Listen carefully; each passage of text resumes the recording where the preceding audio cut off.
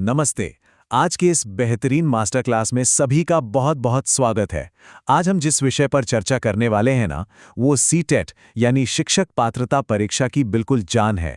हम बात कर रहे हैं बाल विकास के मूल सिद्धांतों की। सच कहूं तो ये एक ऐसा टॉपिक है जो हर भावी शिक्षक की सबसे मजबूत नींव बनता है। तो चलिए बिना किसी देरी के शुरू करते हैं। आज के इस विश्लेषण का एजेंडा बिल्कुल साफ है। 4 मुख्य पड़ाव हैं हमारे। पहला, विकास का असली अर्थ। दूसरा, इसके मुख्य आयाम।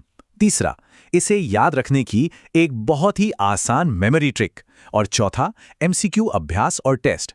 तो चलिए सीधे अपने पहले टॉपिक में गोता लगाते हैं। भाग 1, विकास का असली अर्थ।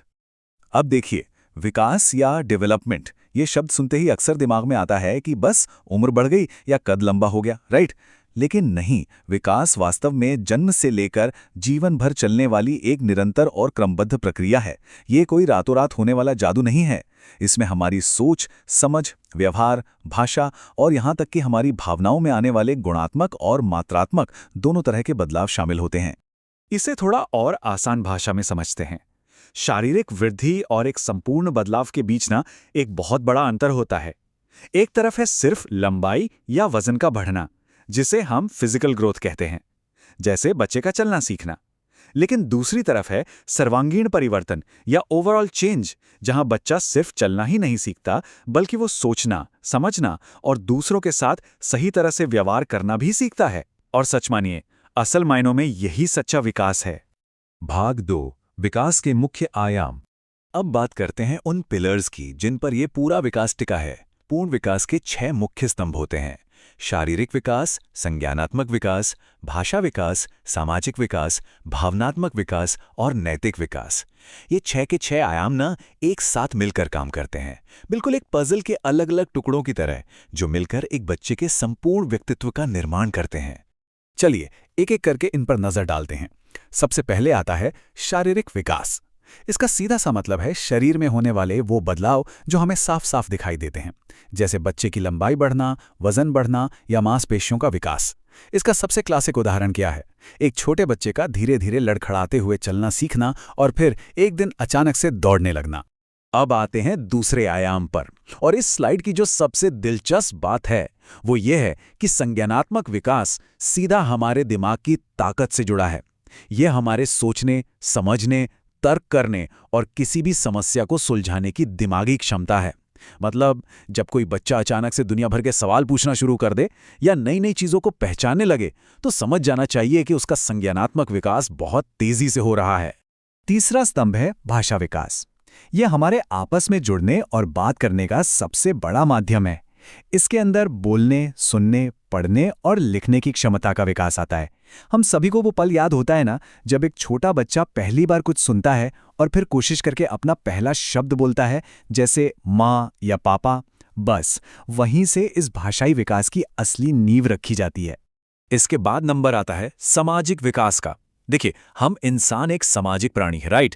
तो ये विकास हमें समाज में रहना सिखाता है। दूसरों के साथ रिश्ते बनाना, मिलजुल कर रहना, ये सब इसका बहुत अहम हिस्सा है। उदाहरण के लिए, जब एक बच्चा घर से बाहर निकलकर अपने दोस्तों के साथ खेलना और अपनी चीजें शेयर करना सीखता है, तो वो असल में इसी सामाजिक विकास के शानदार दौर से गुजर रहा होता है। 5वां आयाम है भावनात्मक विकास, और यकीन मानिए ये एक बहुत ही क्रिटिकल स्किल है। अपनी भावनाओं को समझना और उन्हें सही जगह, सही तरीके से कंट्रोल करना।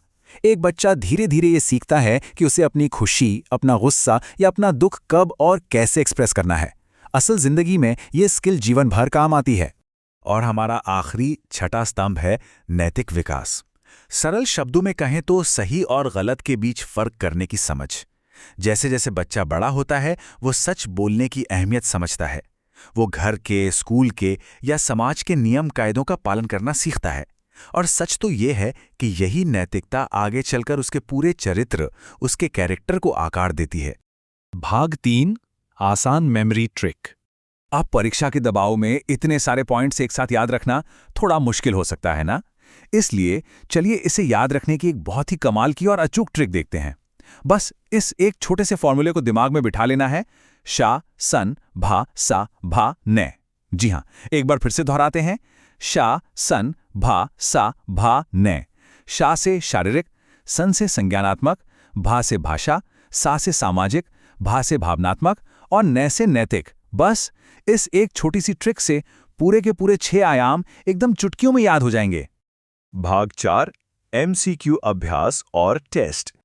चलिए अब देखते हैं कि असली परीक्षा में ये कॉन्सेप्ट्स किस तरह से सामने आते हैं। पहला प्रश्न सामने स्क्रीन पर है। विकास का कौन सा आयाम सोचने और तर्क करने से संबंधित है? विकल्प है ए शारीरिक, बी संज्ञानात्मक, सी सामाजिक या डी भावनात्मक। थोड़ा सा समय लेते हैं और सोचते हैं कि हमने तर्क करने की मानसिक क्षमता के बारे में अभी कहाँ बात की थी। और इसका बिल्कुल सही उत्तर है विकल्प बी, यानी संज्ञानात्मक विकास। जैसा कि हमने अभी कुछ देर पहले ही परिभाषा में समझा था, ये आयाम सीधे तौर पर हमारे सोचने, समझने, तर्क करने और किसी भी तरह की समस्या को हल करने की क्षमता से जुड़ा होता है। चलिए अब आगे बढ़ते हैं दूसरे प्रश्न की तरफ। एक बच्चा दूसरों के साथ खेलना सीखता है, यह किस प्रकार के विकास से जुड़ा है? विकल्प हैं ए सामाजिक, बी भाषा, सी नैतिक या डी शारीरिक। एक बार फिर से वो उदाहरण याद करते हैं जो हमने दोस्तों के साथ मिलकर खेलने पर दिया था। बिल्कुल सही, इसका सही जवाब है विकल्प ए सामाजिक विकास। और ये उदाहरण बहुत ही खूबसूरती से इस बात को स्पष्ट करता है कि कैसे बाकी बच्चों के साथ खेलना, आपस में रिश्ते बनाना और समाज का एक हिस्सा बनना सिखाता है। तो आज के इस विश्लेषण को खत्म करने से पहले इस एक आखिरी विचार पर जरूर गौर कीजिएगा। सच्चा विकास सिर्फ लंबाई या वजन का बढ़ना नहीं है, बल्कि ये इन सभी 6 आयामों में होने वाला एक संपूर्ण सर्वांगीण परिवर्तन है। अब जरा इस बात पर विचार करें। जब एक शिक्षक इन सभी 6 आयामों को पूरी गहराई से समझ लेता है, तो भविष्य में अपनी क्लास के हर एक बच्चे को देखने, उसे परखने और उसे पढ़ाने का उसका नजरिया किस तरह से बदल जाएगा। ये एक ऐसा अहम सवाल है जो हर भावी शिक्षक को खुद से पूछना चाहिए। इस पर विचार जरूर होना चाहिए। आज के लिए बस इतना ही। सीखने का ये सफर जारी रहे।